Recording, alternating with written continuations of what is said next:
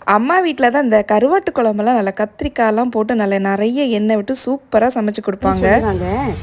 மரக்கருவாடு அன்னைக்கு நல்லா வகுந்து வகுந்து இந்த மழை நேரம்னால அப்படி ஆயிட்டோ. இல்ல இல்ல இது புது கருவாடம்மா. அப்படியா?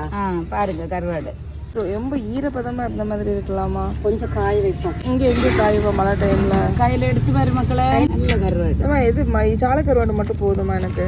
இது மரக்க ஒரு 50 மீன் வேலை கூட 2 போடுங்க. வேற என்ன வேணும்? இது எனக்கு ஒரு 50 ரூபாய் திருப்பி ஒரு 50 ரூபாய்க்கு தாங்க. அவளை நீ கொண்டு போவே இல்லை, நீ 100 ரூபாய் வடையும் கொண்டு போ. ஒரே 2 முட்டி கருவாடு அடுத்த மிச்சத்தை கொண்டாந்து தெருவில் கொண்டாடுறேன். அல்லைன்னா கூனி முரலு இதுதான் நான் கொண்டு வர்றது. அல்லைன்னா இந்த கருவாடு ஒன்று தான் இருக்குது, பாதி தான் இருக்குது. அது எனக்கு தெரியாது. நான் ஒரு கருவாடு தான் வாங்கிட்டு நல்லா இல்லைன்னா இதற்கு இந்த வெளிநாட்டுக்கு கொடுத்து விட முடியுமா மக்களே? குழம்பு வாசத்துக்கு அப்படியே பிச்சு போடுவாங்கம்மா. இதுதான் முட்டி பண்ண.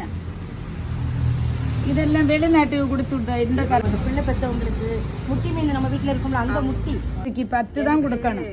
கூட கூட தான் வச்சிருக்கேன்.